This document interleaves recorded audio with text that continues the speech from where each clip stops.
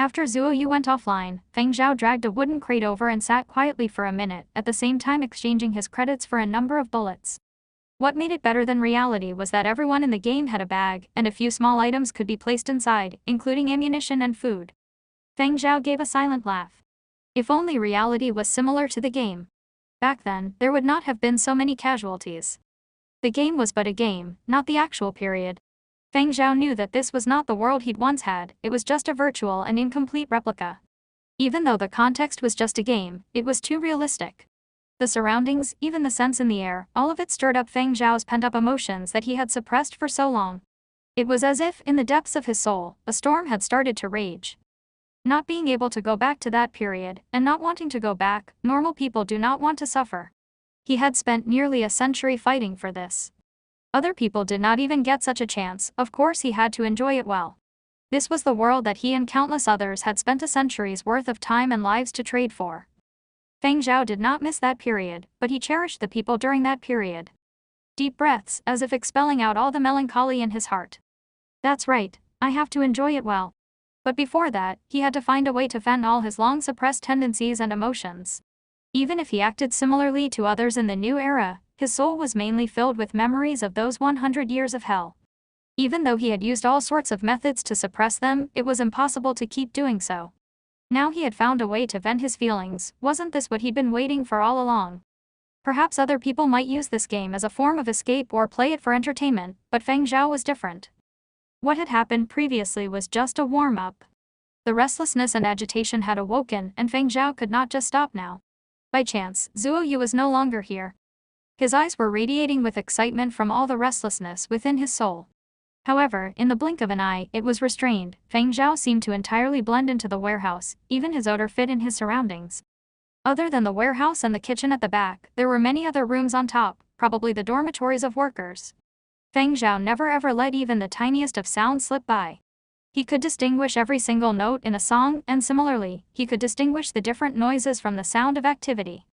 There were people in the room upstairs, yet they also could not be considered people, because they had since deviated from the category of normal human beings. During the period of destruction, these people were the same as those mutated beasts. They had lost all rationality they'd once had and were now bloodthirsty and violent. They would maintain this sort of temperament till their bodies were incapacitated and they died. There was no way to cure them. Since there were infected people, there would naturally be people who were fortunate enough to survive. And these people who were lucky enough to survive developed antibodies and became resistant to being infected by that sort of rabid virus. These antibodies were also found in people of the new era.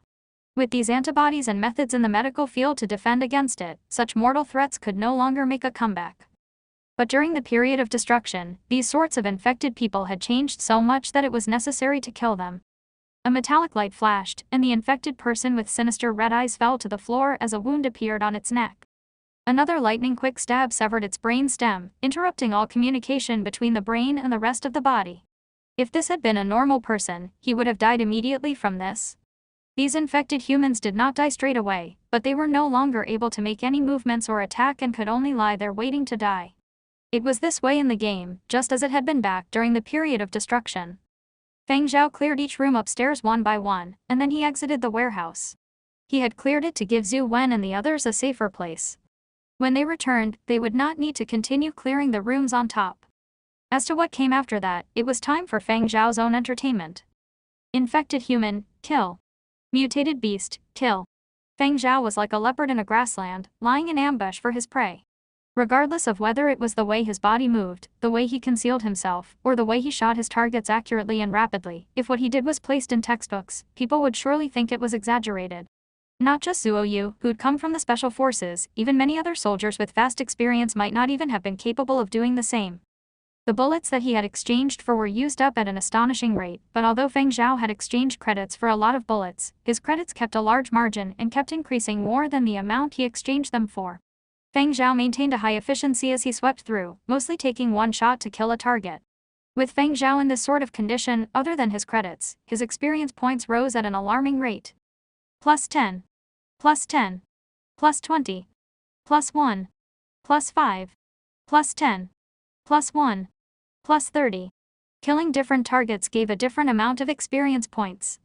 However, Feng Zhao did not take notice of his own experience points increasing. All he wanted to do now was some carefree killing to release some of his long-suppressed emotions. And compared to experience points, he cared more about credits, because in this game, credits could be used to exchange for items. Battle of the Century map, Yanzhou District 79 South, in a 7-floor housing block. 2 players were taking refuge in a room on the 2nd floor. From the window, they could see 2 nearby mutated beasts. A person urged his companion, "Hurry, hurry, hurry. Shoot it. Wait a while more, it's out of my firing range. It's still too far, I'm not wasting bullets. It's getting nearer, it has discovered us. Don't be so anxious." How can I not be anxious? It's already so close. We will get bitten to death. Don't rush me, I know. They are going to jump. Quick, fire. I know. Anytime now. Bang. Bang. 2 mutated beasts that were rushing toward the 2nd floor fell according to the ringing of gunshots, and they did not get back up. Silent. After a few seconds of silence. The 2 shots were not taken by you. Obviously, you can tell by listening. One of them carefully stuck his head out and scanned one round in all directions. Not seeing anyone, he angrily punched the wall. We have been KS'd 1. I told you to hurry and fire. Look, just a step slower and we got KS'd. Shut up. District 79 South, inside a certain office building. A silhouette noiselessly arrived at his own sniping spot and took out his sniper rifle, which he had used credits to exchange for. Supporting the rifle on his shoulder, his icy cold stare looked through the scope at the figures that were frantically running about on the street below, his finger resting on the trigger. In the opposite building, there had been a group who were probably university students. Although they'd had numbers, they lacked individual ability and experience. When they'd come up and found themselves being surrounded by so many 20 millions, they'd panicked and fired in a flurry. They had managed to kill a few, but their party numbers dwindled even faster, probably getting killed or disconnecting after running out of ammo. Now, there were no longer many gunshots. He had taken advantage of the chaos just now and gotten a few kills, and after that, he'd exchanged his credits for a sniper rifle. He loved the feeling of hunting prey. Every time blood exploded from the body of the prey, it would get his own blood racing. However, as a sniper who liked shooting games, he still had the basic essentials, adjusting his temperament, calming down as he prepared to lock onto his target. Imagining blood spurting out from his prey brought a vicious smile to his face, but his face became rigid in the next moment. A gunshot rang out, and the prey he was locked onto fell, no longer moving. He had not fired, someone had stolen his prey from under his nose. Cursing under his breath, he did not dawdle and continued to take aim at his next target. Just as he was about to pull the trigger, his prey fell again. FCK. The 3rd, 4th, 5th. Through his scope, he watched as each 20 million fell as gunshots rang out, 1 shot, 1 kill. The anger of his prey being stolen gradually subsided and was replaced by an icy chill. Even the hairs on his body were standing. This was a one-sided massacre. Who was it? Definitely not the bunch of stupid students opposite him. Judging from the sounds of the gunshots, the other party's position was constantly changing, but he simply could not find the person responsible. Only once through his scope did he catch a flicker of a human shadow, but only just that once. After that, even when looking in the direction of the gunshot, there were no traces of anyone. This continued until the gunshot ceased. Now, in his field of vision, not a single mutated beast was left standing. GD damn it. South District 79, in the hall of a certain hotel. Faster, faster, faster. Pay attention to the sides. Leave it to me. Watch the southwest. I'm guarding. After a series of concentrated gunshots, there was no longer any threat from outside. The few of them heaved a sigh of relief and, soon after, flashed happy grins. They impatiently checked their own experience points and credits. No idea how many we shot dead. I think I killed at least a minimum of 2. I definitely hit 1, quite a number of them fell just now. Me too. The few of them happily went to check their statuses. Experience points, 0. How am I also a 0? I shot over 10 times and didn't hit anything. Puzzled, he continued, then who killed those outside? Going one round and checking, of the over 10 people here, only 2 of them had gotten a pathetic 10 to 20 credits. The others of the group all had 0 experience points and credits from that battle. The FCK. What actually happened? Fiery Birds Battle of the Century official website, in the individual districts forum. Any friends here from District 79? I logged off for a bit to use the toilet, and when I logged back on, my surroundings were full of mutated beast corpses. Can anyone tell me what happened? From District 79 too, I am equally clueless. The number of mutated beasts we encountered have drastically declined. In the last half an hour, we have only run into a few. Did Fiery Bird make any changes? This sucks. I'm from District 79, everything is normal here. District 79 here, normal. It is rumored that, under normal circumstances, the rate of encountering mutated beast is according to the size of your team. The larger your team, the more beasts you encounter. After all, we are also encountering quite a number. You probably have less people over there, that's why. No. District 79 South Street, it seems like someone had swept through. There is a significant drop in the larger mutated beasts. What is most frightening is that the majority have been shot dead with one bullet. Is there an expert in District 79? Also from District 79 South. Your father saved up many credits to exchange for a large rifle. After lying in wait for half an hour, one finally came, but before I could pull the trigger, it was KS'd. District 79 South too, same situation. Is there an esports club member in our district? Anyone knows. Also District 79. Same.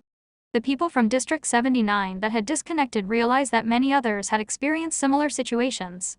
Furthermore, they were all from District 79 South area. They had saved up their credits and energy to go all out, but suddenly realizing that there were a lack of chances for them to use their weapons. In less than an hour, a large portion had been swept away. Nobody knew who had shot them all, there was not even a trace of his shadow. People who disconnected due to various reasons discussed it on the forums. In Yanzhao's main forum, the popular posts were dominated by the well-known esports clubs. Those professional clubs had a formidable lineup and their own tactics. Their activity was not subtle, and whichever district they were at, everyone would know. However, there were no esports clubs in District 79. Although there were people discussing the affairs of District 79, compared to the districts that the esports clubs occupied, there was less popularity. But as more and more people took part in the discussion, its popularity would rise. Although it still not gain more hype than those clubs, the post would not be crowded out that quickly.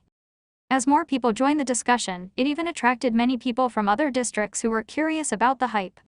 What's happening in District 79? God knows what we just experienced. Battle of the Century had been released for 50 minutes. In the Yanzhao region, the entire District 79 South's mutated beast count kept decreasing at an alarming rate. And people on the streets of District 79 South only heard gunshots and mutated beasts that collapsed following these gunshots. Not just the beast getting shot, what was even more intriguing was that no one was able to find the person responsible. Nobody was clear on how many members were in that mysterious party. Even if someone saw something, it was only a flickering shadow. There was just no time to catch his appearance or any special characteristics, and it was just impossible to guess who this person was. It was simply an extermination. However, throughout the whole Yanzhao region, although the situation at District 79 South attracted attention, compared to other happenings, it was but a small ripple. All the big media firms were fighting to report on the activities of the esports clubs of Yanzhao and trying to guess which names from which esports clubs would appear on the leaderboards. The globally acclaimed online gaming community, Rising Dragon, had long started a vote to guess which esports athletes would place themselves at the top of the leaderboards after the first hour for this grand occasion that happened once every 10 years. The fans of each and every esports club were making a lot of noise over this. Fiery Bird's public website had an experience points ranking, and each content's war zone had its own charts. There were team leaderboards as well as individual leaderboards, and they were refreshed every hour. These leaderboards were what the esports clubs of every continent specifically paid attention to. That ranking was the most accepted way of showing their power and strength. The closer to the top they were, the more attention they would receive. In a business aspect, their value would rise even higher. Yanzhao's popular entertainment program Prairie Fire had already invited a few retired esports stars to their broadcasting studio and were waiting for the leaderboards to display the results before talking about it.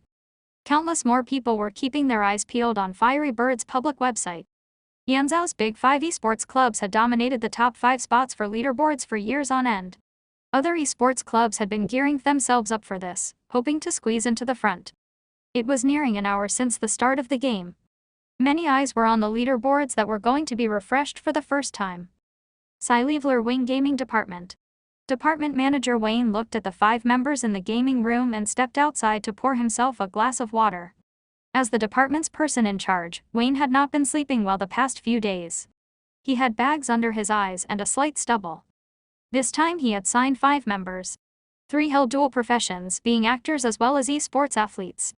As for the other 2, one was a university student who had just signed a contract, and the other had been poached over from another studio at a high price.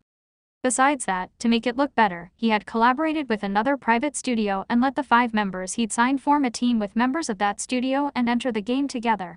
The team's name was Lurkers, and for the time being, they had not publicly announced themselves. Previously, news on them had adopted a mysterious stance. The harder one bragged before a competition, the harder the face smacking after.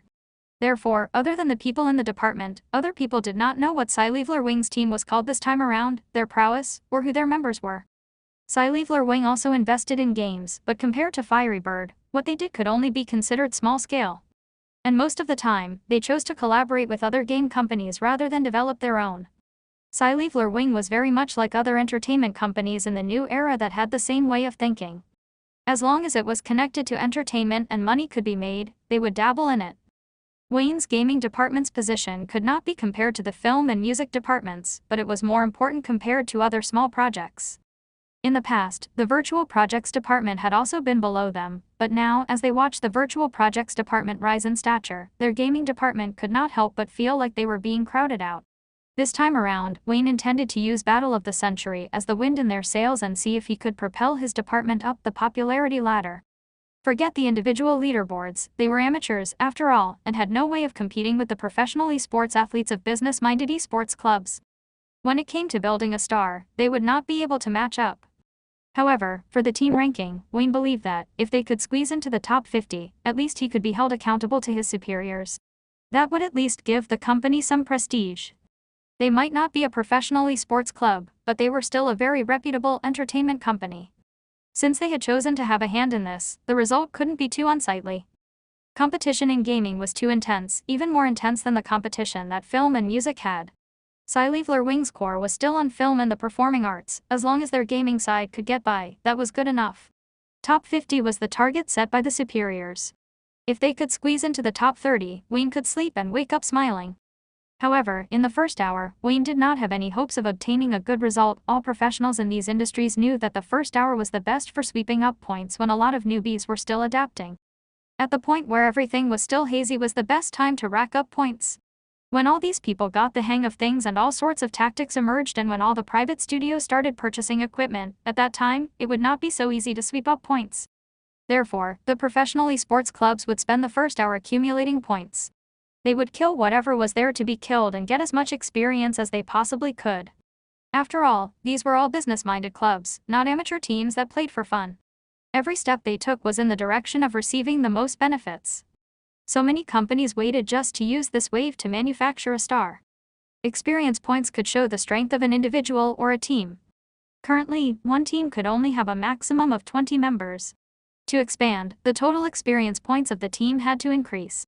But even if there was a limit for members, there was still coordination. Many esports club second teams, third teams, and even reserve players would assist the main team and collect even more points to rise up the leaderboards. Just like Sci-Leveler Wing's side, other than the 5 that had signed contracts, there was still a private studio with the purpose of giving points and helping raise the total points of the team. As long as these 5 rised up, Wayne would have accomplished his goal of producing stars and could use this to hype them up. However, at the same time, Wayne would not let the chance of admitting newcomers slip by. Wayne rubbed his tired eyes and urged his subordinates, watch carefully, see if there are any potential talents that do not have contracts. Hurry up and sign them up. This was not just limited to Sci-Leveler Wing's side. Sci-Leveler Wing's old rivals, Neon Culture and Tongshan True Entertainment, had the same thoughts.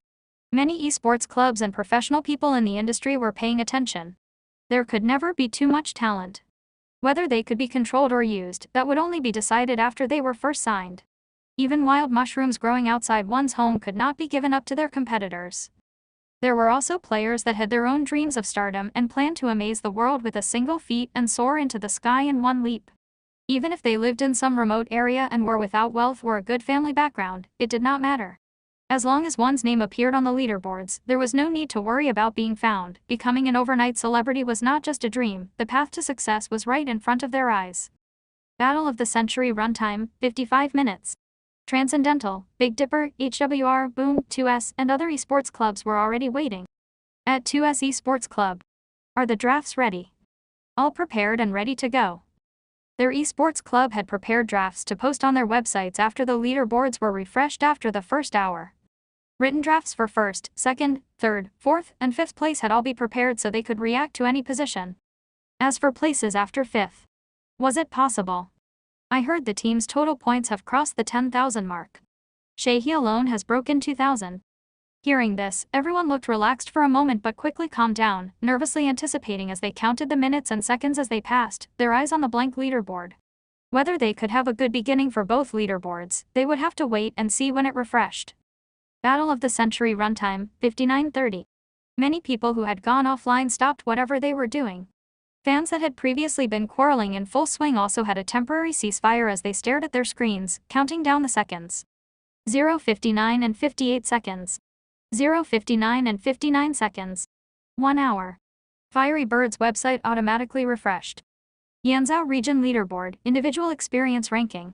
The names on it were ranked in sequence, and behind every ID was the amount of experience points followed by the team the player belonged to. 1.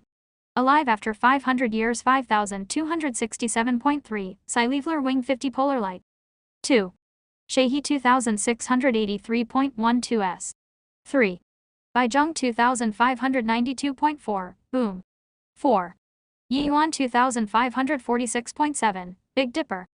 5. Jess 2458.5, HWR. 6. Kong Tianan 2306.2, Transcendental. When they saw the leaderboard for the first time, many esports club offices fell silent. Staring at the screens, the muscles on their faces seemed to spasm as their lips twitched, but they were unable to make any sounds. It was as if someone was forcefully choking them. This is impossible. A 2S analyst's face had become pale, the finger pointing at the screen trembling violently. As an analyst, he knew the process of how the team members collected experience points, and whether it was Shahi or the other first-rate members he was familiar with, the points had mostly started racking up toward the last half hour. At that time, there had been assistance from the other supporting teams. They had exchanged their credits for equipment to be given to the members of the main team and had people in charge of drawing the beasts over. Especially the last 10 minutes of the first hour, which consisted of wielding the equipment and spraying bullets. That was the real sweeping operation that had cost a lot of capital. The other esports clubs also had similar tactics, so everyone's points were rather close, and most having a 200 to 300 point gap. But what the hell was with first place? 5,000 points. Who the FCK was this person? Had the system made an error? Checking the global leaderboard, amongst the top 10, there were only 8 that surpassed 3,000 points, 2 from Huangzhou, 2 from Rongzhou, and 1 each from Zizhou, Tongzhou and Mazhou. Aside from these 7 was the one who occupied the throne of first place, Yanzhou's Alive after 500 years. This unfamiliar ID had appeared in the public view for the first time and had left the second-place player from Mazhou in the dust. A world champion and gold medalist in shooting was 1,700 points behind. Taking a look at the team he originated from, Sci-Leveler Wing 50 Polar Light. Where had it popped up from? It had never been heard of before. But as they checked out the team rankings, Sci-Leveler Wing 50 Polar Light could not be found in the top 100 of the global team leaderboard. On Yanzhou's team leaderboard, it was only placed at 28. The total accumulated points were actually only 5,350.4. That meant to say, this prodigy had accounted for 98% of his team's points. Was it possible? Definitely not. Shady activities. One look and you can tell it has a business organization written over it. Surely they threw money to hire a pro. Sci-Leveler Wing 50 Polar Light. A Sci-Leveler Wing team.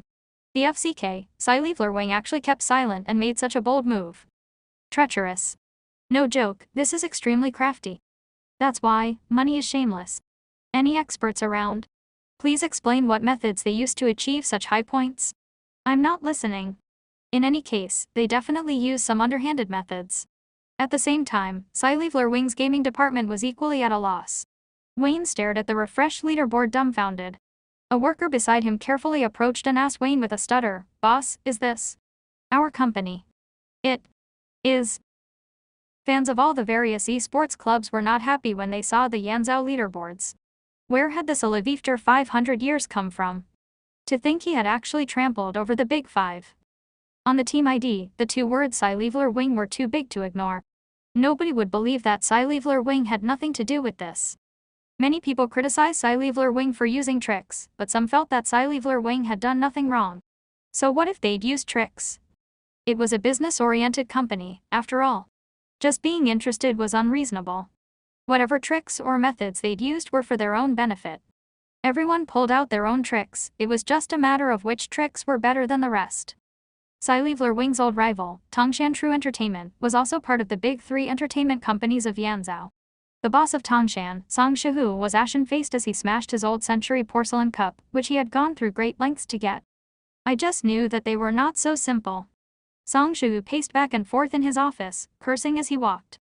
Previously, Sci-Leveler Wing had made the news concerning the signing of a few gaming stars, but there had not been any hype and it was shortly squeezed out by news of the professional esports clubs. Song Shihu had taken it lightly too and thought that Sci-Leveler Wing only had this much ability. Sci-Leveler Wing just had a hand in it, but it nothing too serious. But now, Song Shihu felt like he had been cheated. Was a live after 500 years from the Sci-Leveler Wing 50 Polar Light team the true strategy employed by Sci-Leveler Wing? Using other news before the competition as a smokescreen and not divulging the real and important information before creating a big hoo-ha afterward. Did this move seem familiar? Too familiar. This was the damn same move they had pulled out with Polar Light.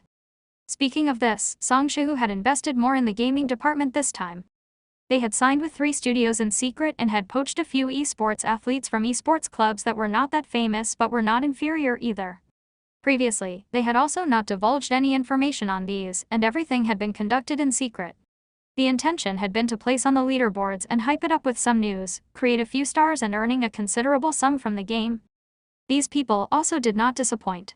The highest place member ranked 27th on the Yanzhou individual leaderboard, and the entire team was even high, ranked at 21st place, missing on narrowly on the top 20 by only a few points. This ranking was considered pretty good. At least compared to before, it could crush Sci-Leveler Wing and Neon Culture. But now, what FC King use did it have? Compared to the 5,000 points that first place had, it was totally insignificant. Speaking about their own achievements would be treated by others as a joke. Song Shihu was shaking with anger. He called the staffers in charge of the gaming department and proceeded to rip into them. You are all the same gaming department. Why is Sci-Leveler Wayne's gaming department able to unearth such an impressive person? Why can they use methods and silently sweep up such high scores? What about you guys? A bunch of trash. Did I invest so much for you all to eat, drink, and be merry? Thank your whole family for me. Not just Song Shihu, many other people felt the same way. The news that Sci-Leveler Wing 50 Polar Light hogged was just too great to compete against. Polar Light. Could it be linked to Sci-Leveler Wing's Polar Light project team? Maybe to increase the popularity of Sci-Leveler Wing's virtual identity, they used a professional team and some unknown methods to create the ideal live after 500 years. Sci-Leveler Wing made another star this time. They have come up with a super ID. It makes sense if you think about it. Even the team name was not wasted. Certainly, as a business-minded company, the hand that Sci-Leveler Wing just played was beautiful. Everyone imagined that the few kids Sci-Leveler Wing pushed out a while back were the main force. Why did I so naively fall of it? Sci-Leveler Wing 50 Polar Light, this team name is so obvious, it refers to Polar Light of Sci-Leveler Wing's Virtual Projects Department, who was born on the 50th floor. Indeed, I heard a rumor last month that Fiery Bird would cancel endorsement deals being just limited to virtual idols. Many people still thought that Sci-Leveler Wing's Polar Light would lose out big time. Once Fiery Bird revoked the restrictions for virtual idols only, there would be no guarantees that Polar Light would retain its status as a spokesperson. Never did I expect that Sci-Leveler Wing would play their own hand. That team name is shining and telling everyone they will not let go of the endorsement deal. Impressive. I just have no either where on earth they got this god who can accumulate 5,000 points in an hour. To think they could actually find a way to protect their endorsement condition and create such a super ID and create a star, much respect. The multitude of online audiences who felt that they had uncovered the truth fell over one another to air their views. The Polar Light Project team that was under scrutiny. What happened? Zhu Wen was puzzled. Am I dreaming? Rodney had a dazed look in his eyes. What they say makes a lot of sense, but why don't I understand anything? Fu Yingshan's 2 eyes were fixed on the screen. Does that mean us? Does our company have any other virtual projects department? Zhang Yu flipped through information of all the company's various departments. As they spoke, Zhu Wen and the others' communication devices started ringing frantically. Some were from their own friends and family, and others were from staff of other departments within Sci-Leveler Wing.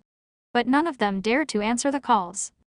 Inside the virtual project department's group chat, Juzhen, who was the deputy but had not participated in the game, passed on Dun Qianji's orders. From now on, all staff of the virtual projects department were to enter an information embargo and not divulge any information pertaining to the game. As for when the embargo would be lifted, wait for further instructions. Sci-Leveler Wing Gaming Department. Wayne looked at the name Sci-Leveler Wing 50 Polar Light that seemed like coordinates as his expression kept fluctuating, following which he abruptly stood up with such force that the chair being dragged along the floor created a shrill screech. Wayne had decided to personally head to the 50th floor to ask around and had gotten up to leave. As he reached the door, he turned around and scanned the entire gaming department staff, sternly warning them, "All of you keep your mouths shut. If I found out anybody leaked information, they will be severely dealt with." When Wayne reached the 50th floor, the doors of the 50th floor were sealed shut. Many people were gathered outside, probably wanting to find out more. Although it was a weekend, working overtime in an entertainment company was very common, and many people were still here. However, after being berated by the various department heads, they left. Wayne had just stepped out from the elevator when he received a call from Dun Qianji. "Director Dun, yes, I am now outside the virtual project department." "Okay, I understand, got it." When Wayne entered the virtual projects department, he saw the deputy manager assigned by Dun Qianji, Juzhen, as well as Zhu Wen and the others, all sitting in the hall. Zhu Wen was an older staffer, and Wayne was more familiar with him. He also reckoned that Juzhen did not understand the matter, so he directly asked Zhu Wen, "Is Sci-Leveler Wing 50 Polar Light your department's team?" Zhu Wen spoke softly. "Yeah, I was the one who came up with the team name. Back when we wanted a team name, boss did not say anything, so I took up the responsibility. Since we were operating together as an entire virtual projects department, I figured we might as well use a name that was like coordinates: Sci-Leveler Wing, Company 50 Floor, Polar Light, the project team's core members." Wayne watched Zhu Wen, his face constantly changing shapes. His mouth kept opening and shutting, but he could not bring himself to say anything. Taking a deep breath, he urgently asked, You guys are up to something again. Who is alive after 500 years? That's our boss. Feng Zhao." Wayne's expression was very obvious. It meant, "Are you kidding me?" Zhu Wen had the same complicated expression on his face. "It's true. It's even more real than the 5,000 points." Wayne glanced at the others. Rodney and the rest were all nodding their heads. Considering Feng Zhao's type. He could not continue saying the rest. Wayne really could not see that Feng Zhao had this sort of capability. Wasn't he a composer? Oh, he also held the concurrent post of producer of the virtual project team. But if he could play games this well, why would he even be a producer? Zhuo Yu, who was sitting at the side, shot a glance at Wayne, who was still in shock before lowering his gaze and not speaking. "Where is your boss?" Wayne asked. "Boss is at home. It's the weekend, he didn't come today. I called him but there was no answer. Boss might not have logged off yet." "Why did you all log off?" Wayne wanted to clear the doubts in his heart. Zhu Wen pursed his lips. "Brother Wayne, you might not believe it, but barely 2 minutes since we entered, I got bitten by a fish worth 0.5 experience points and was forced to disconnect." "Then why did you not log back on?" "Boss didn't allow it. I had to face the wall and reflect on my actions." "What about the others?" Wayne was unwilling to give up. The others also had to face the wall and reflect. Wayne fell silent. "That means to say, you people have absolutely no idea how Feng Zhao managed to gather 5,000 points?" When Wayne got worked up, his sentences always ended up being high-pitched. Peng Pusong thought to himself, such a pity he is not a singer. Faced with Wayne's question, Zhu Wen and the others' replies were a series of synchronized nods. At 2SE Sports Club, inside the gaming studio, Shehi stepped out from the cabin completely drenched in sweat. The energy he had used in the game had been too much. As the captain, he also had to bear a lot of pressure, especially in the last 10 minutes, where combat was at a really high standard. He had undoubtedly consumed a lot of physical and mental energy then, and after he came out, his clothes were thoroughly soaked. After exiting the cabin, Shehi did not bother wiping off his sweat. Waving away the glass of water that an assistant had brought over, he asked, "How did we place?" The previously clamorous gaming studio quieted down in an instant. The assistant and team doctor that had hurried over did not know what to say at this moment. Everyone had a complicated look on their face. Noticing everyone's reaction, Shehi felt a lump rise in his throat. Picking up his bracelet that lay beside him, he opened the web page that he had bookmarked. Before disconnecting, Shehi had felt that his performance in the last hour had been pretty good, a little more outstanding than usual, so perhaps he might even have clinched first place. Even if it was not first, second, third, or even fourth or fifth were not that hard to accept. But everyone's expressions made him apprehensive. Could it be that he had not even made it into the top 5? As he clearly saw the placings and points on the leaderboard, Shahee's hands trembled. The personal bracelet that was worth a few million fell to the ground. How could this be? That's not possible. Shahee's chief assistant shook his head helplessly. It is rumored that sci-fi Wing's gaming department and virtual projects department collaborated to operate this team. We have no idea who that ID belongs to yet. Sci-fi Wing's side is not leaking much information. Boss reckons that this time around, sci-fi Wing wants to create a star. Shahee still could not accept it. That is impossible. Second place, and he did not feel anything. But the point gap was too big. If the opponent had only had 3,000 points, Shahee would have admitted defeat. But 5,000? How had he done it? When you carry so hard that your entire team is in shock. Whatever other people thought, the game never stopped. The leaderboard had only just refreshed for the first time, and this battle had just started.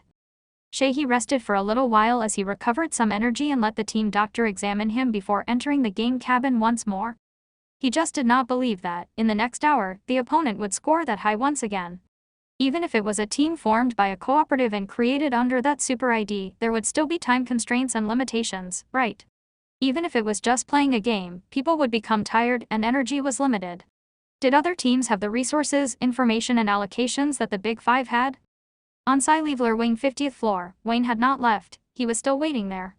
Why had he said that the virtual projects department was up to something? The emergence of an expert had made Wayne very happy.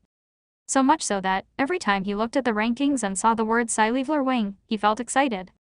But for a business-oriented entertainment company, any important matters had to go through the planning team's arrangements before anything could begin.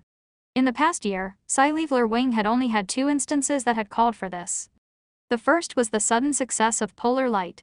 Back then, the manner in which Polar Light had appeared had caught many department teams unprepared, and even their spokesperson had only been able to smile. He'd had no answers for the public. The second instance was this. When the leaderboard on Fiery Bird's website had been refreshed for the first time, numerous media from the world had focused on the team sci-fi Wing 50 Polar Light and the mysterious player alive after 500 years. Thus, the questioning had started.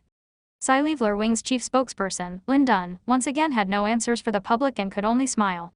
As the manager of the gaming department, Wayne was feeling both scared and delighted, but he had to consider the company's reputation. The truth could not be publicly announced. If it were leaked, it would be treated as a joke. Money invested in the few celebrities of sci-fi Wing's gaming department could not accomplish anything, but the virtual project department suddenly managed to produce such a hotshot.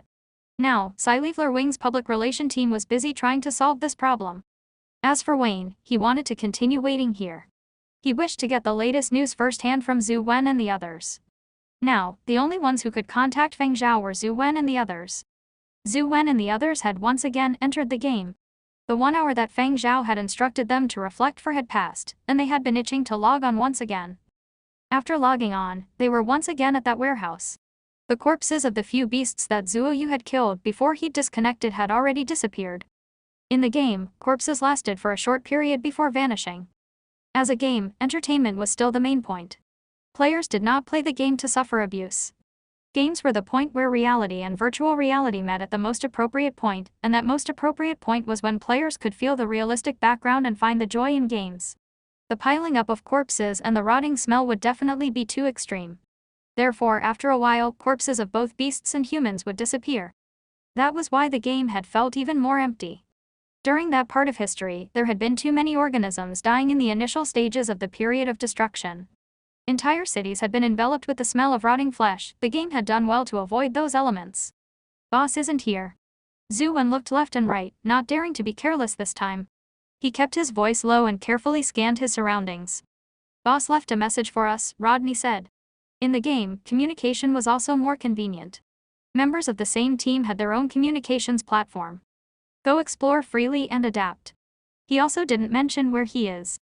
Zuo Yu asked in the team chat, Boss, where are you? Do you need assistance? There was no instant reply from Feng Zhao. Perhaps he is busy right now, Zuo Yu said. Oh, right. Zuo Yu, I didn't ask you back then because Ju Zhen and Wayne were there, but back when we all disconnected, do you know what happened with Boss? Zhu Wen asked. Zhu Wen felt that, whether it was Zhu Zhen who had been assigned by the top brass or the gaming department's Wayne, they were all considered outsiders. They would only talk about any secrets in private, not mentioning anything in front of these outsiders. The others also looked toward Zhuo Yu suspiciously. Feng Zhao placing first on the leaderboards had shocked them as much as anybody else. Zhuo Yu had no idea how to explain and could only say, his shooting is very accurate. Zhuo Yu did not mention the part about Feng Zhao brandishing the iron rod and going all out. He was worried it would scare Zhu Wen and the others. So what do we do now? Zhu Wen was puzzled. Should we go hunting for beasts? There is probably nothing big here left to kill. We can only pick off a few small ones, Zhuo Yu replied. The place they had been sent to was the city district. Currently, the number of mutated beasts that they could encounter was limited. Zhu Wen was a little gloomy. Don't tell me there isn't even a rat. There will probably be rats, just much less. History lessons in secondary school mentioned that the rats that lived in the sewers during the period of destruction had a greater resistance to the virus, and their immunity toward it was higher. The vaccines were developed through them. On the contrary, it was those pets that were pampered that had a higher rate of infection. Then let's go look for some. Let's see what else we can find. Oh, boss cleared upstairs once. Let's check it out and see if we can find any usable tools. Zhuo Yu was indifferent. Before Feng Zhao replied, he would bring these people to adapt first. I can't help but feel like we are holding him back, Zhu Wen muttered. Rodney also agreed. There is a lot of pressure. This was the first time they had encountered such a situation. They had originally decided to cover Feng Zhao in the game, but they had never expected that they would end up being the ones dragging the team down. Zhuo Yu stood at the side expressionless. He thought to himself, you guys have a lot of pressure. Is it more than mine? You only have this pressure in game, whereas I feel pressured both in game and in reality. Battle of the Century runtime, 200 hours. The leaderboards refreshed for the second time. Wayne had already situated himself in front of the screen. After the leaderboards refreshed for the second time, Yanzhou District's 2 leaderboards did not have much changes in the rankings. The group leaderboard was still occupied by the big 5 esports clubs, and the individual leaderboards also had no changes. However, the gap in points between first and second place widened even more. Alive after 500 years, who had placed first, had a total of 15,377.6 experience points. Shei He, in second place, only had 6,018.3. The professional marksman from Mazao, Mazir, had 8,195.5. The difference was hard to believe. When he saw the leaderboards, Wayne could not help but violently suck in a breath of air. Ecstasy, excitement, and a sense of loss were his main lines of thought. All the while he maintained his gaze on the screen, only his 2 fists that were clenched on the table were trembling. He knew that the gaming department's opportunity had come. The forum started to boil. After the second refresh, many people were terrified.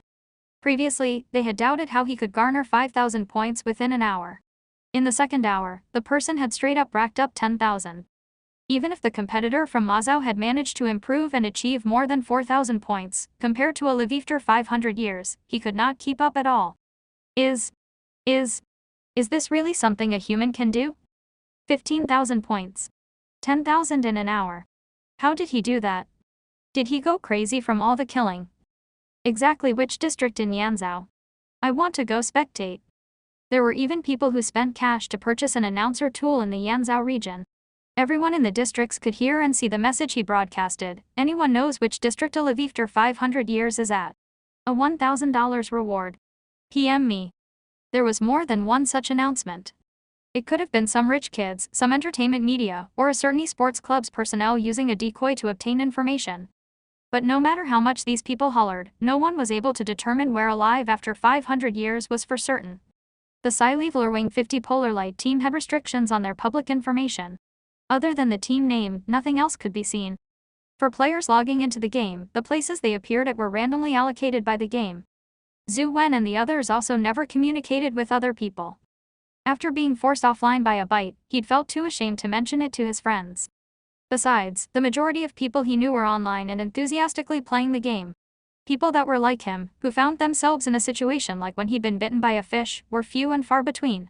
The other members of the team were also in similar situations and had not communicated much with their classmates or good friends. This also gave rise to a situation where nobody knew who was in Sci-Fi Wing 50 Polar Light or which district they were at. Analysts had made a list of their guesses. A single player being able to get that many points would have quite some activity, which would not go unnoticed. However, Yanzhou region had 100 little district maps, and there were a number of places with activity. Removing the districts that had the least possibility because they were occupied by the few big esports clubs, there were still quite a number of districts that seemed possible. Narrowing it down further, they picked out 7 districts. Some of these districts might also have had professional esports clubs there, but who could confirm whether Sci-Leveler Wing had collaborated to form a team with those smaller esports clubs or private teams? District 79 was among those in the reckoning. The people of District 79 were depressed. A crazy casing demon had appeared, or maybe a casing team. Nobody knew who was responsible, as they could not even catch a glimpse of an ID. It was unclear how many people were involved, as most of the time, they did not even see anyone. Battle of the Century runtime, 400 hours. District 79 was swept clean. Battle of the Century runtime, 800 hours. District 79 was swept clean. Battle of the Century runtime, 1200 hours. District 79 was swept clean. Many people had already somewhat adapted to the game, and their equipment had also improved. Some richer players had purchased equipment from teams that specifically sold in-game equipment. Due to this, the number of people who could KS had decreased because the standards of everyone had improved. But nevertheless, Alive after 500 years continuously placed first on the global leaderboards for 12 hours straight. Every time the leaderboards refreshed, his points would increase by 7,000 to 10,000 points. Not only were those behind unable to catch up, on the contrary, the point difference kept becoming larger. The game's players from all regions were unhappy. I don't believe this. There has to be a problem somewhere. Hacker. Report him. I strongly request an investigation. Fiery Bird had received too many complaints today. In the past, no one had dared to question Fiery Bird's games. If there was any hacking software, it would be considered a humiliation to Fiery Bird's technical team, but this time it was different. Not only did Fiery Bird's technical team not get angry, they even released a public statement: "We have investigated thoroughly, and everything is normal." Uncle Ben always said that when one is great, heater is gonna heat. Uncle Ben was the wisest man I ever knew. Fiery Bird's 3 words, "everything is normal," informed everyone that there were no external cheating software or botting. All those points had been obtained legitimately by one person. But at District 79, the core concerns were different. Over at District 79, the players felt like crying. It was not as if all the mutated organisms had been completely cleared. However, as long as there were places with the sound of gunfire on the streets and other open areas, it seemed as if a sieve had passed through. Anything big or obvious had been cleared, and even lone infected persons were rare. On the streets, the number of bigger mutated beasts was pathetic, as though cleaners had came and tidied the street. A few snipers lying in wait for prey had waited half an hour, but not a single one had come. Players who had financial resources but lacked skills knew that there was a limit to their own capabilities. When the game started, they had entered and familiarized themselves with the game and honed their skills. When the time was right, they headed offline to search for equipment sold by those merchant studios and teams. They did not have the strength to fight off these beasts to obtain their credits and experience points to exchange for their own equipment, so they had to resort to these methods. In 12 hours, half a day, many things had happened. People selling equipment, teams exchanging credits for equipment, or players that picked up the occasional firearm after killing monsters, could quote a price and sell it off to other players. Just fixing a place to make the trade, or the buyer could provide coordinates to make the trade. Special reconnaissance teams had also created their own guidebooks with strategies within that half a day. When all those players had bought better equipment and read the walkthroughs, they came online and equipped themselves fully, but realized that their surroundings were much emptier. Not a single monster could be seen. Am I supposed to shoot hares? Who knows when the next batch of monsters will appear? Small monsters. Small monsters are not worth the effort. Having gone through all that preparation just for this, yet being unable to make use of the equipment and tactics, this sullen feeling was rather unbearable. Yanzhou's Ken City, chief editor of Prairie Fire's office. Qian Cheng looked at his subordinates' reports and pondered for a long time. Is it District 79? The staffer who had come to hand in his investigative report replied, I'm not sure. There is still no confirmation, and the other districts also do not have a definite situation. Qian Cheng sat in his office chair. Although he did not have any obvious changes in his expression, the drumming of his fingers on the desk became stronger. A Prairie Fire staffer angrily said, they beat around the bush when I asked for their team name, so secretive. Taking advantage of the hype. They were pissed. After the possible districts were narrowed down, staff had been assigned to investigate. They had even found a few clubs there and asked, but of the clubs or teams there, some would reply no, while others would give ambiguous replies but not give a clear position. And immediately after, they would sensationalize the news to attract more attention to themselves. They could not stand these sorts of methods, but they still could not remove the possibility of their identities. Prior to this, Chi and Cheng had thought that, as long as they spotted a team with a player in a killing frenzy while the others assisted and lured monsters in, that would surely be the target they were looking for. But very quickly, Sci-Leveler Wing 50 Polar Light's other team members' points had started to rise, so now this method could not be used. After 12 hours had passed, the first position on the Battle of the Century global leaderboards remained unchanged. The top 10 also did not see many changes. However, the points gap continued to widen. As for Feng Zhao, who was being passionately discussed by everyone, he did not bother with the reactions of others. He had blocked the region-wide announcers and was not checking his team chat. He continuously shot, reloaded, shot, exchanged credits for ammo, shot. He let go of everything else, just wanting to vent out all his pent-up feelings properly in the game. When he felt more or less done, only then did Feng Zhao stop. Checking the team chat and seeing nothing important, he left a message that he was safe and sound before logging off. Feng Zhao dripped with sweat as he separated from the console. His clothes were already soaked, and even without twisting the cloth, sweat was already dripping from it. His mind and body appeared to be quite exhausted. Unlike other people who considered a rest after each hour of gaming or after a few hours, Feng Zhao had continuously killed for 12 hours straight and had not stopped in between to rest at all. This was a thorough venting session. He was obviously tired, yet a peculiar glint radiated in his eyes. Pleased. Relaxed. That sort of feeling was like heavy rain after a prolonged dust storm, completely refreshing. Feng Zhao took deep breaths. This was the most relaxed moment he had felt since being reborn. There was no need for BGM in his head to regulate himself, and he did not need to painstakingly suppress it. Those heavily restrained emotions had dissipated somewhat. He was genuinely relaxed, inside and out. Of course, other than being exhausted, there was hunger. If not for this body's constitution being strengthened, if it were anyone else, the person would have fainted from exhaustion or hunger already.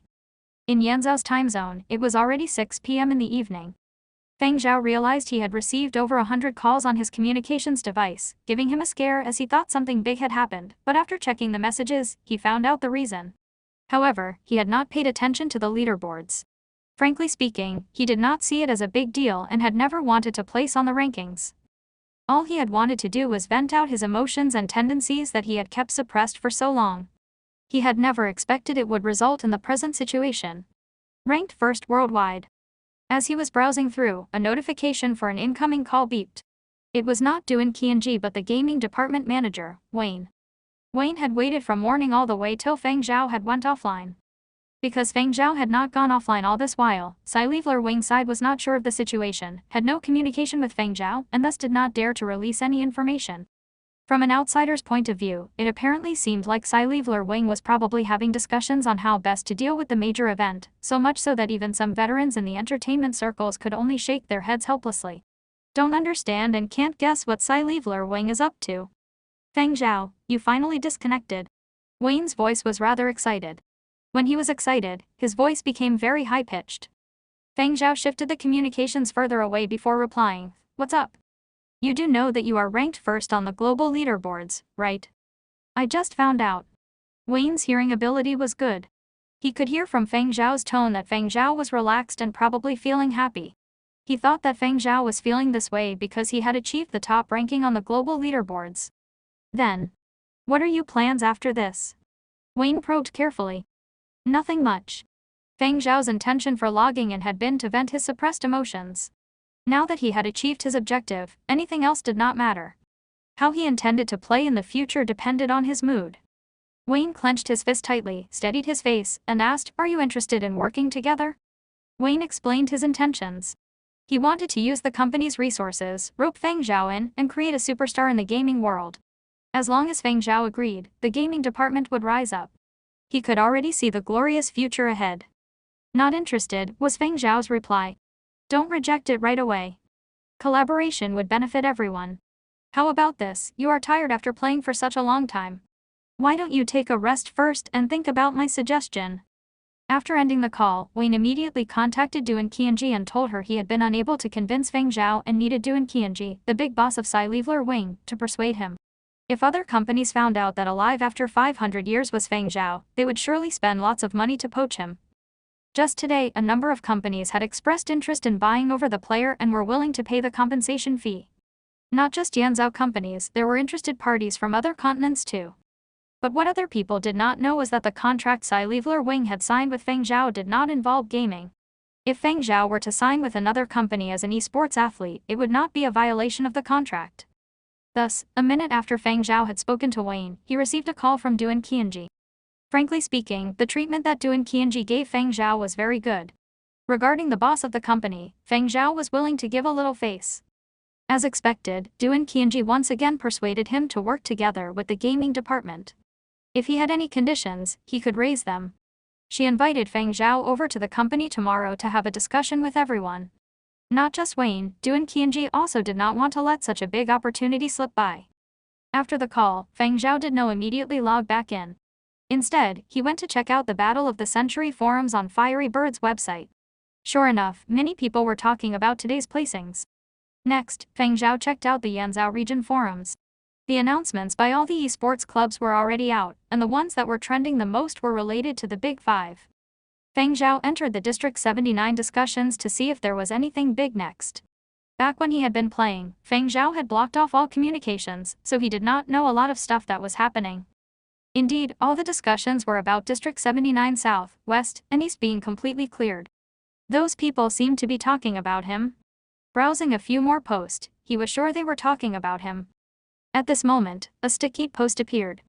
To that unknown expert that cleared the districts South, West, and East. Please show us some mercy.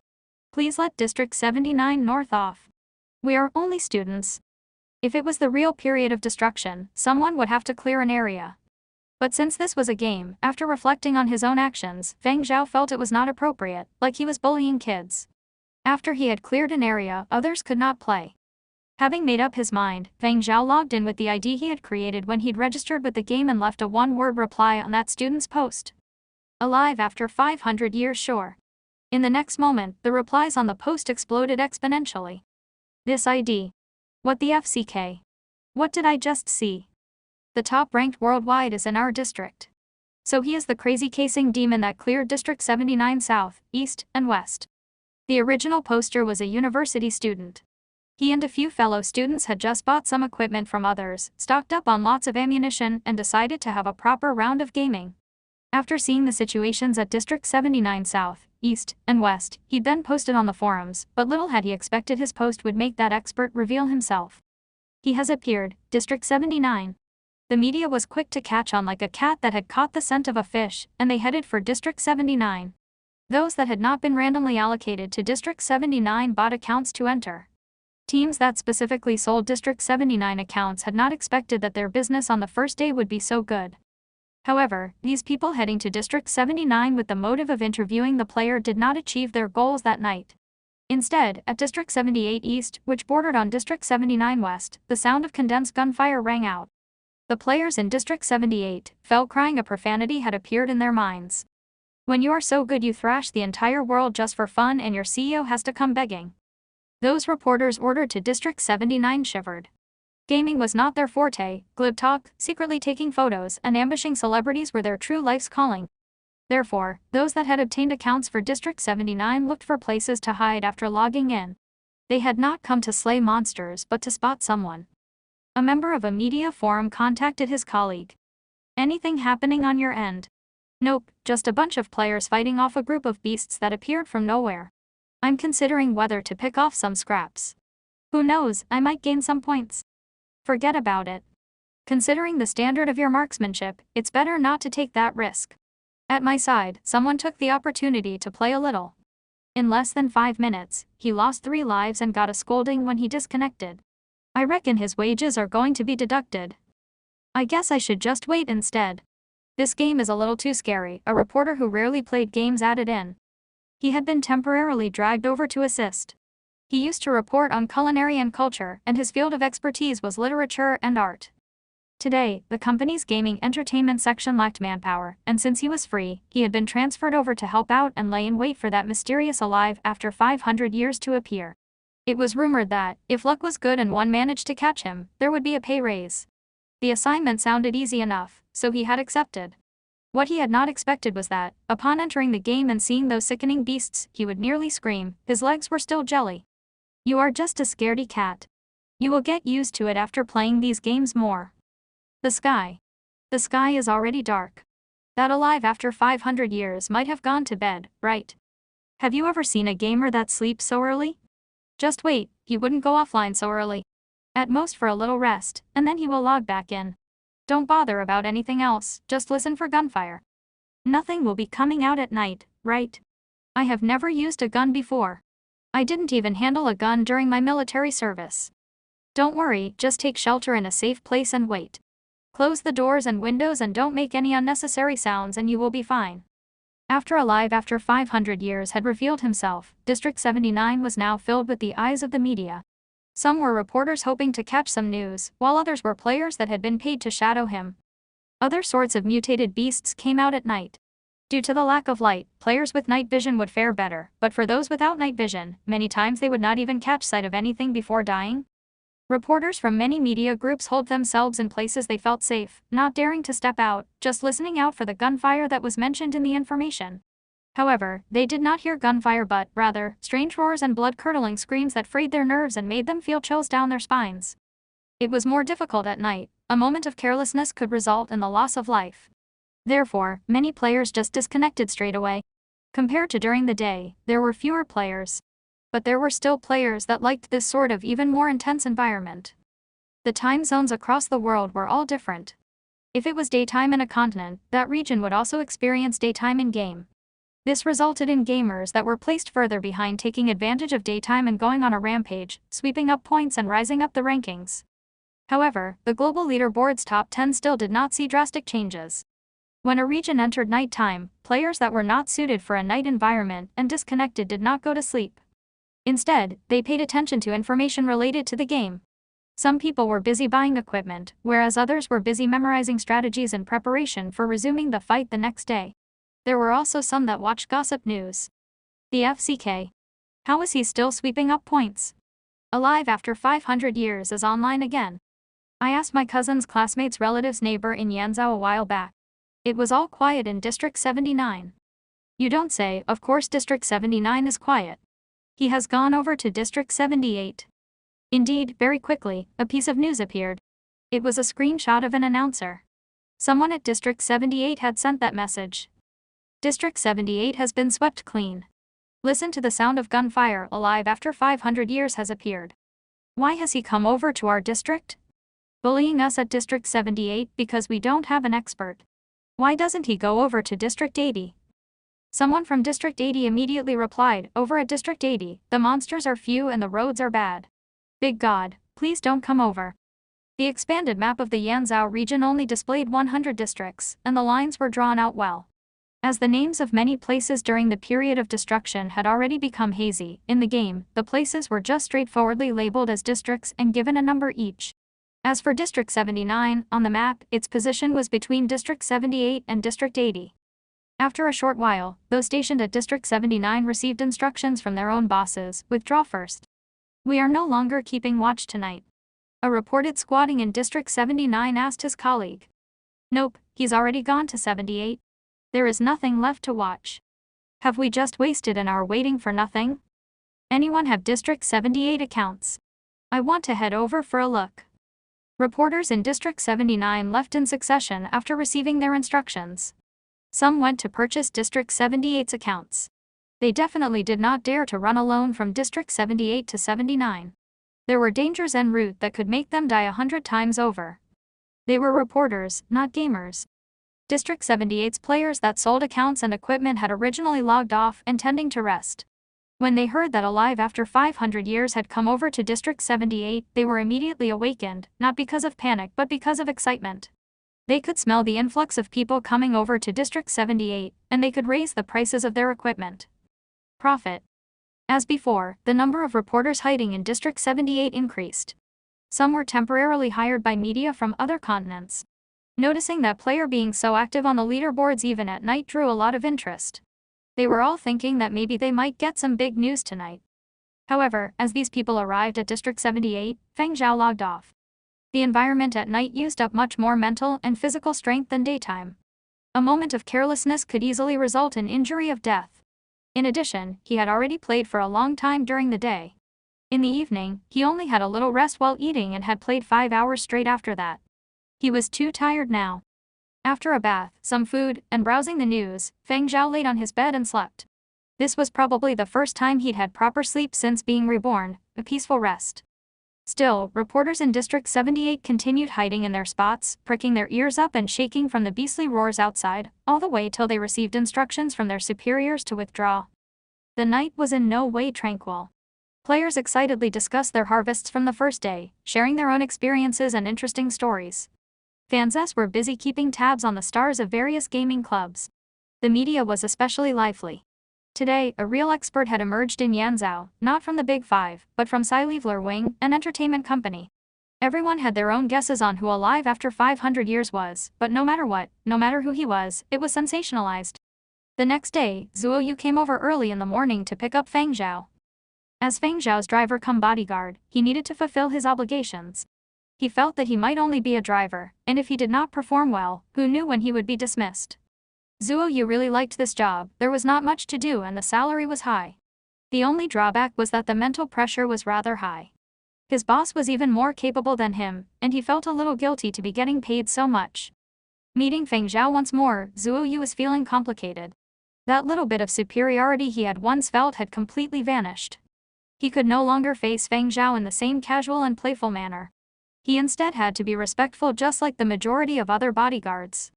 He was also curious as to how Feng Zhao had managed to get so many points, but if Feng Zhao did not say, he also could not demand answers.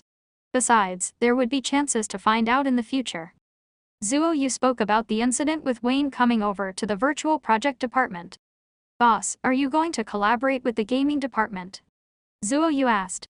"Depends on the situation." Feng Zhao had come over today because of this matter. He had to see what plans sci-fi Wing had and discuss the terms and conditions. If the conditions were satisfactory, he did not mind collaborating and gaming with sci-fi Wing. After all, being idle was still being idle. "Oh, right, I have a question for you," Feng Zhao said.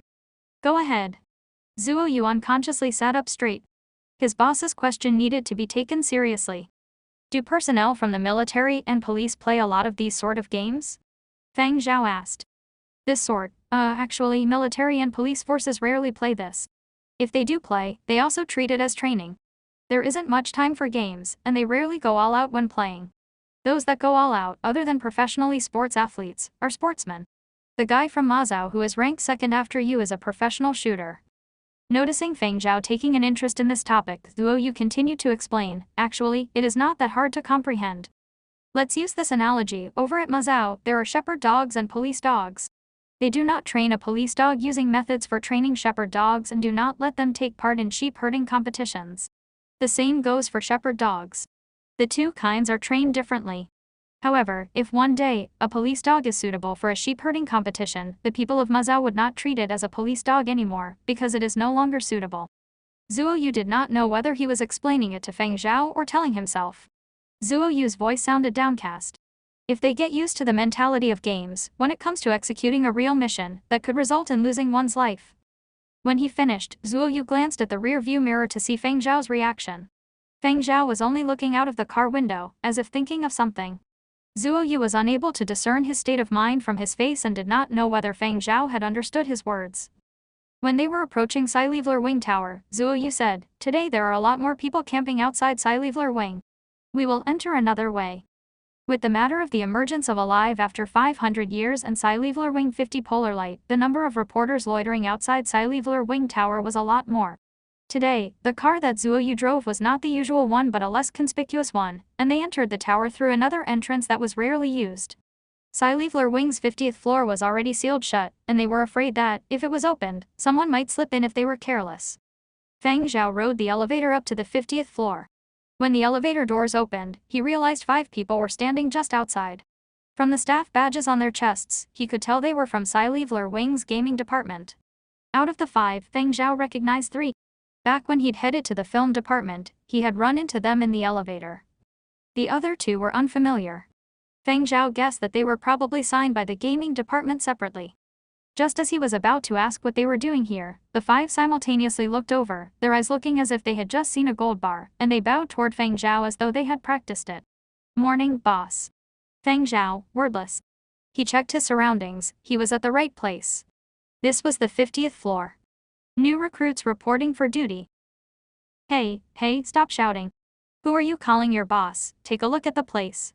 Zhu Wen had been about to head to the company's cafeteria to grab a bite. When he'd stepped out and saw the scene at the door, he'd suddenly raged. How dare you do this at our virtual projects department's main entrance, trying to pry away our department's foundation? If you poach him, are our department members supposed to go hungry? Shoo. Run back to your gaming department. Zhu Wen used his hands and waved them away. Toward them, his face was black as hell. After that, he turned around and ran over toward Feng Zhao for some bootlicking. "Boss, don't bother them, let's go in and talk." The five of them seemed as if they were stuck behind, following Feng Zhao tightly as they entered the virtual projects department. Zhu Wen tried to squeeze them out, but it was to no avail.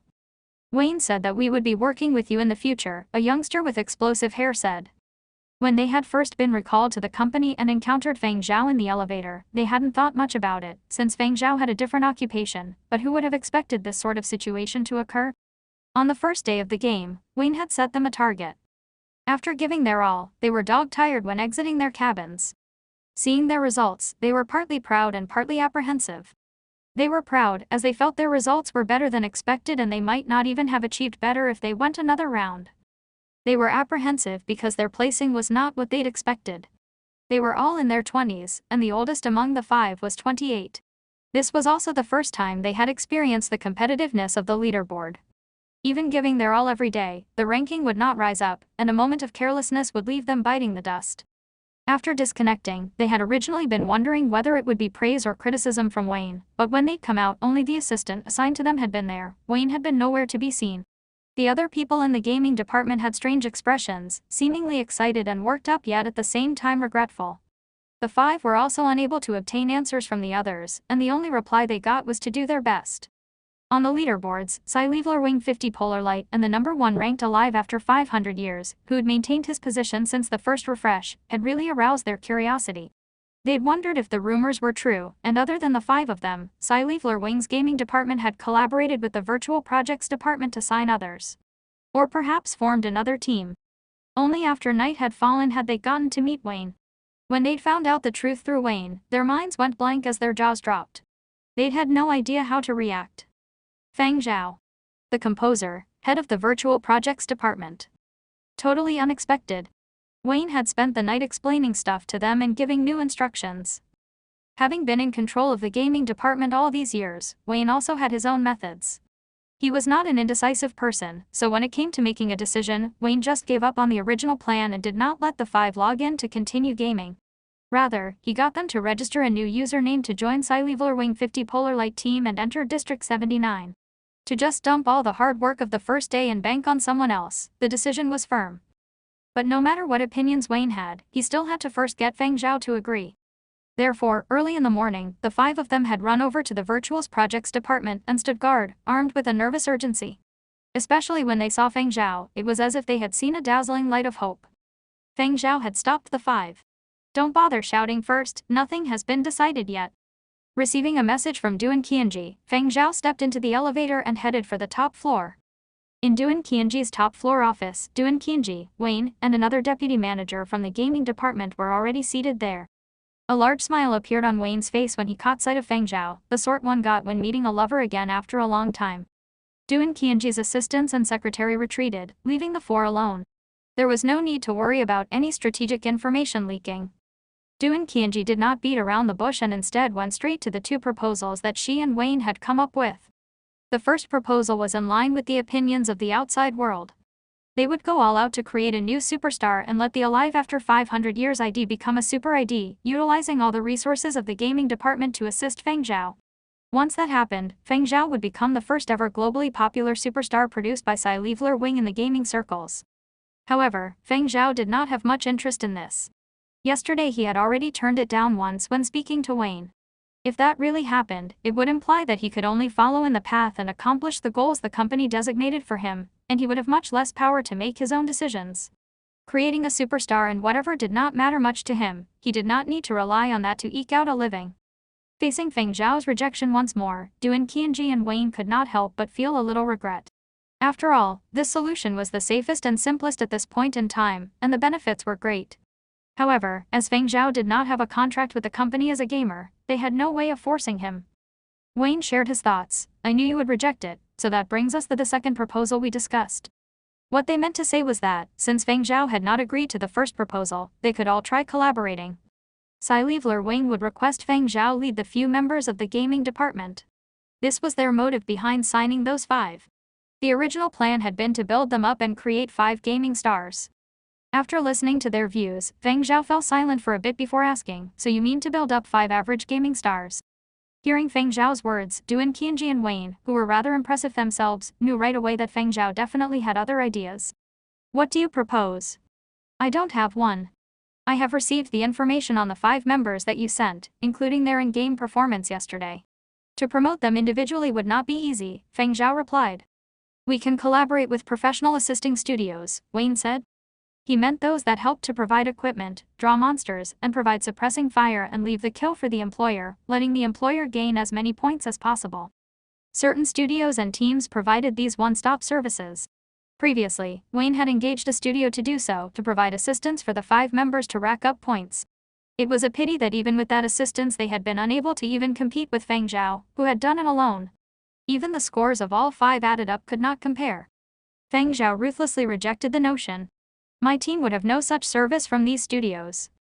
Even if we do not use any studios, just relying on the few of you would not be enough. If we wanted to score high points, only relying on your own team, I don't mean to be a wet blanket, but even though I am not too well versed on this matter, 5 members are still too little. Even if we count you in, forget about the big 5 gaming clubs, we would not even be able to compete with those second-tier gaming clubs. Zhu Wen and the others are all amateurs, and we can't count them in since they still have to work on normal days, Wayne analyzed. Then recruit more. Feng Zhao did not seem anxious when Wayne questioned his suggestion. Continuing on, he said, you mentioned previously that you would keep an eye out for talented young players. If they seem decent, just sign them. You make it sound easy. I don't mean to strike you down, but those with excellent qualities didn't even give us a second look. We had a name list and sent out invites, but not a single one replied. If you don't believe me, you can try it out. Wayne had not finished when he abruptly paused and his eyes widened, as if he had remembered something important. He clenched his fists that were resting on the armrest tightly and even his breathing stopped for an instant. It was not that they were unable to sign anyone despite offering a high fee, it was just that Wayne was unable to sign anyone that met his criteria because he was not capable enough to poach those outstanding gamers. No matter how much he could offer, Wayne still knew that, in the gaming circles and in the eyes of many professional gamers, he was not considered a big deal. Wayne. Who the hell was he? This was the first thought that came to the minds of gamers who saw that name. This was the reason why Wayne had received such pathetic replies after sending out countless invites. Many people did not even bother sending a simple reply of rejection. Total disregard. However, Wayne could understand. Sci-Leveler Wing was an entertainment company, and it touched on less aspects in esports, as its core was still film and music. Therefore, in the eyes of many, Sci-Leveler Wing and other entertainment companies were all the same, dabbling a little in the gaming industry because it was profitable. Gamers with a professional ambition generally would not consider these sorts of entertainment companies. In the past there had been no lack of examples. There were some who had been lured over to an entertainment company and had a brief period in the limelight, but after that, they had fallen from grace and were never mentioned by anyone in the gaming circles. Therefore, as the manager of the gaming department in a mixed entertainment company, there was great difficulty involved when Wayne tried to poach his targets. But it was different with Feng Zhao. Alive after 500 years, still held the top spot in the global rankings and had wide acclaim. Which professional gamer would not recognize this ID? Furthermore, Feng Zhao apparently seemed to be able to continue holding on to the top spot. No one spoke in the office, the only sound was Wayne's increasingly heavy breathing. Wait a minute. Wayne hurriedly opened his briefcase, took out a file, and solemnly said, "Please take a look at this list of names." Wayne's hands were trembling as he handed over the list to Feng Zhao. This list of names was the result of 3 years of work. 3 years ago, he had approached these people, but unfortunately, he had been unable to poach a single one. The names on the list, especially those on the top, would create big news if they could be poached. Poaching 3 would let them occupy the recent headlines of the esports scene. Poaching 5. Poaching 5 over, their gaming department would soar. After handing the list of names over to Feng Zhao, Wayne watched Feng Zhao's expression. He had originally expected a gasp of surprise from Feng Zhao, but he had never expected that Feng Zhao would just scan through it once and ask only from Yanzhao. You still want to poach from other continents? Are there any? Feng Zhao asked. No, but I can start taking notes immediately, Wayne hurriedly declared. Let me first take a look at these names. Let me make this clear, my team, my decisions. This is a project the company is investing in, after all. Wayne was a little awkward. He felt a little uneasy if he was unable to control it himself. Feng Zhao put down the file and prepared to leave. All right, find someone else instead. Hey, youngster, don't be so hasty. I haven't said no. Wayne quickly pulled Feng Zhao back to his seat and stuffed the list of names back into his hands. More minions for the master. Wayne felt like he was walking on water when he returned from the penthouse suite to the gaming department. Boss, do we have a deal? His staff asked anxiously. The dreamy look on Wayne's face subdued somewhat, replaced by a manager's grim authority. He cleared his throat and said, yeah. But thinking back to the visions of a grand future that popped into his head, he couldn't help smiling again. Ahem. Everyone hunkered down a bit. Tight lips. Understand. Maybe our day has finally come, Wayne instructed. Got it. His staff responded in unison. Wayne didn't reveal too many details.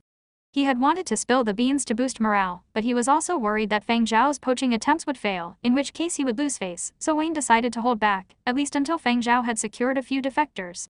In the end, Wayne and Du and Qianji had agreed to Feng Zhao's terms.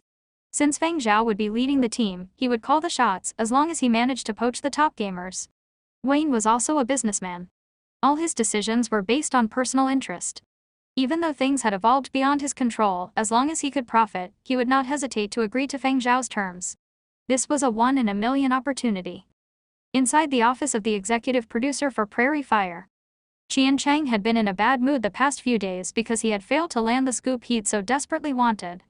He'd sent an army to District 79, but alive after 500 years had headed to District 78 instead. He'd reassigned his reporters to District 78, but there had been no sign of the crack gamer then. Any movement on Sci-Leveler Wing's front? Qian Cheng asked his staff. No, one of his staffers responded. The editorial staff were also puzzled. This doesn't feel right. They haven't so much as put up a smokescreen. That's not Sci-Leveler Wing style. If they were thinking straight, shouldn't they have been bragging like crazy about their gamer sitting on top of the global leaderboard? Sci-Leveler Wing has always enjoyed blowing the smallest triumph out of proportion, and yet they are silent now. Unless there are some shady shenanigans going on behind the scenes. Qian Cheng shook his head in silence. He didn't get it. Why was Sci-Leveler Wing so composed this time? I have a bad feeling about this, Qian Cheng continued. It feels like Sci-Leveler Wing is up to something major again. After pondering a bit, Qian Cheng issued his marching orders. Don't let up on Sci-Leveler Wing. Keep a tight watch. Then should we still assign folks to District 78 and 79? Someone asked. There's big news in other districts as well, and we're quite short-staffed. Qian Cheng thought it over. Let's stay put in District 78. Reassign most of the reporters in District 79 to other districts. Just keep a few to keep an eye on things. Amid the flurry of activity, inside a building in District 79 West, a silhouette moved cautiously along the wall, careful not to make the slightest sound. After tiptoeing a bit, the person stopped to thoroughly take in his surroundings. After remaining still and making sure he was alone, the man whispered, Hi everyone, this is your old friend Strong Bubbles. Welcome to my live broadcast. I am now situated in a furniture mall in the old era. He was a webcast host. Live broadcasts were allowed in Battle of the Century, but journalists had to apply. Only applicants vetted and cleared by Fiery Bird could report live from the game. Not everyone could qualify. This particular host had a good reputation and was accredited, but this was his first gaming gig. He used to host lifestyle and travel shows, but there were too many personalities covering the same beat and thus too much competition. There was never a shortage of hosts willing to put their lives on the line, such as folks who attempted dangerous climbs, ventured deep into the forest, or scuba dived into great depths to uncover natural beauty. He wasn't that adventurous, which was why his viewership numbers dwindled. Battle of the Century had a huge budget, and its production values were superb. The game was extremely realistic. Gaming hosts focused on strategy in their live broadcasts, but he was different. He was using the game to chart a new career path. The old era was undoubtedly a novelty for folks from the new era, so after switching beats, this host saw his viewership figures climb again. He maintained his fan base, while new viewers were gamers who were curious about the old era. Quite a few of them were underaged. Children were not allowed to play Battle of the Century. All they could do was tune in to live webcasts every day. Some of these kids were interested in watching monster slaying. Others were not, but were rather drawn to Strong Bubbles' level-headed but stimulating reporting style. It was a nice change of pace and made for pleasant viewing. The latter demographic included both gamers and non-gamers. The gamers tuned into the live broadcast to get their fix when they themselves couldn't play because of work or other engagements. As an experienced host, Strong Bubbles knew how to pick a location. His staff had opened several accounts for him. He picked the one that gave him access to District 79 for the sole reason that the furniture mall was there. It was a strategic location and easy to hide in, and next to the furniture mall was a major intersection. Even though he was on the first floor, the windows were covered with a wire mesh so he could observe developments at the crossroads from a safe sanctuary. He could also see other players kill monsters. Strong Bubbles had no intention of switching locations anytime soon. The footage seen by viewers was decided by the host. The host could choose from various vantage points, including his own. Strong Bubbles had chosen his own. He liked sharing what he saw with his own eyes. Just as he was about to share an amusing anecdote from the old era, he was interrupted. Sounds like gunshots. They're getting louder. Also, is that the sound of a motorbike? Even though there aren't that many beasts in the city, there's still a sizable population. The sound of a motorbike might draw the attention of the beasts and overshadow other sounds. It would be hard to detect threats by sound. I wonder if the writer factored this into consideration. Wait. The gunshots are quite regular. It seems there might be a team of shooters. Let's wait and see. Strong Bubbles held his breath and peeked through the window to locate the source of the gunshots. The sound of the motorbike and gunshots kept getting louder. Soon, he saw a speeding shadow pop up some distance away. There was only one silhouette. A huge black motorbike with a clear outline and a chiseled body charged at the crossroads, rumbling at a high frequency, as if milking its engine for all it was worth. It was a wild beast heaving and panting frantically. Is that the heavy-duty motorbike T-Rex? To prepare for his broadcast, the host had crammed on old-era trivia. When Viry Bird had released its game-related merchandise, he'd also bought a T-Rex model, but the model he'd bought was the racing version. What appeared now was a street version with lights and mirrors. He didn't have a clear view because of the metal mesh covering the window, so he took a chance and opened the window, pressing his face toward the mesh to get a better look. His personal safety was secondary now. He had to go all out for the live broadcast. Looking through the metal mesh, he still couldn't identify the rider of the motorbike, because the rider was wearing a helmet. All he saw was his right hand on a handle and his left pulling out a short pistol and firing all over the place. The proximity of the shots was spooky. Almost every shot killed a beast. The closer he approached the intersection, the more dangerous it was. The sound of beasts crying traveled from all four directions. The gunshots became even more frequent. Some of the beasts were still hiding in buildings. Once they poked their heads out, they were shot. Bang. Another shot, which threaded the gap of a window on the building to the right, hit another beast. Bang. Bang. Bang. One beast fell after another. By now, the rider had reached the crossroads. Beasts were approaching from all four directions, the sudden surge of bodies and flesh resembling a tsunami. If it were someone else, 4 guns wouldn't have done the trick. There was no time. Yet the man on the bike betrayed no signs of fear.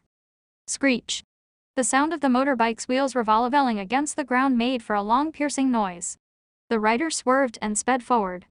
Man and machine combined for a menacing T-Rex, lethal shots spraying from the barrel of the rider's gun non-stop. During the turn, the gun was reduced to a blob. He was moving so quickly you couldn't see the gun clearly. All you could see were mini explosions emerging from T-Rex Central. The smell of gunpowder was everywhere as if auguring an imminent detonation. The beasts weren't slow either, but down. Downed with a shot. This was a meeting of two powerful currents. Yet the end result was utterly one-sided. One person facing beasts attacking from all four directions, and yet his firepower had the upper hand. Those beasts couldn't get anywhere near him. Every shot and every move seemed to be carefully plotted. The level of anticipation and mental fortitude was mind-blowing. Every single viewer watching the live broadcast stopped what they were doing and stared without so much as a single blink. They held their breath and clenched their fists, as if they themselves were in the midst of battle. Some viewers let out the occasional scream. The writer even managed to shoot some beasts in the head during his turn. If it were them, they could never have managed to hit the bodies of the beasts so easily while sitting still on the bike. Let alone their heads, the motorbike was swerving. What kind of skill level was this? After a rainstorm of shots, the black motorbike waded through the corpses on the ground and sped off. The gunshots kept coming. For the writer, the battle wasn't over. It was just that the sound of gunshots had moved on to the next intersection, leaving behind the angry, disgruntled howls of beasts who had arrived too late. The host took a swallow, carefully maneuvered back into the room, and shut the window. His hands were still shaking when he closed the window, still rattled from the scene he had just witnessed. No more than 30 seconds had elapsed between the time the writer had emerged in his line of sight and the writer's departure. Many viewers watching the live broadcast were left in a cold sweat, their muscles stiff from the tension of the moment, taking forever to recover. Viewers that were logged onto Strong Bubbles chat forum finally came to their senses and went berserk. FCK. That kind of driving. A 360-degree swerve while shooting at the same time. Oh. My. God. That was a street version of the T-Rex, no doubt about it. It's the third T-Rex that has shown up in Yanzhou since the game was launched. But this is the first person who took the T-Rex into a fight. Bad SS. Yesterday I took an ordinary motorbike from the basement garage for a spin. I lost control and broke my bones. Thank God it was in a game. I was alive and kicking again after an afternoon of rest. Watching this dude take off on his bike has given me the goosebumps again. I think I might crash again. Our friend upstairs missed something. The writer swerved 360 degrees, switched weapons and fired. He switched weapons when he turned and fired. I'm just not sure how many times. But judging from the sound of the gunshots, there were definitely two types of guns in action. Several beasts were shot when they leapt forward. Those shots were definitely inflicted by a different gun, maybe a shotgun of some sort. Everything went down so quickly I couldn't see clearly. Did you guys see the way he switched guns? Not at all. Bubbles, did you tape the broadcast just now? I want to watch the rerun in slow motion. I want to know how many times he switched weapons during the short period he was swerving his bike. He actually switched guns at a time like that. Even a delay of 0.1 seconds could mean losing your life, not to mention the consequences of switching to the wrong gun. My dad just asked why I was watching the live broadcast on my knees. Downright masterful. Forget about accuracy, isn't it easy to screw up with such a fast weapon switch? Last time I ran into a beast, I was going to switch to a shotgun, but I was so emotional that I didn't realize until I was about to pull the trigger that the thing I switched to was a chicken leg. I was so freaked out I tossed it. The price you pay for not organizing your toolkit. Brother upstairs who switched to a chicken leg, did the beast eat the chicken leg? I don't know. I was in a hurry to bolt. I didn't dare look back. Hey, let's not go off topic. Stay on message. Didn't the writer just now seem familiar? I couldn't get a clear view because he was wearing a helmet, but now that you mention it, yeah, I've seen the face somewhere. Even though the helmet wasn't a biker's helmet and his outfit wasn't a biker's kit, don't you think the dude looks a bit like the mystery man from the race between 2S and Boom a month ago? Especially the way he swerved at the intersection. The difference is that he swerved a full 360 degrees this time, not 180 degrees, and he didn't lift his front wheel, but he switched weapons and fired. His accuracy reminds me of the District 79 legend alive after 500 years. Only he could manage such a massacre in this neighborhood. Wow, I finally witnessed the way the top player in the world racks up points. So you're saying this guy is the mystery writer who passed K Zemo and Olaf during the practice match between 2S and Boom last month? It's the same person. Like and subscribe.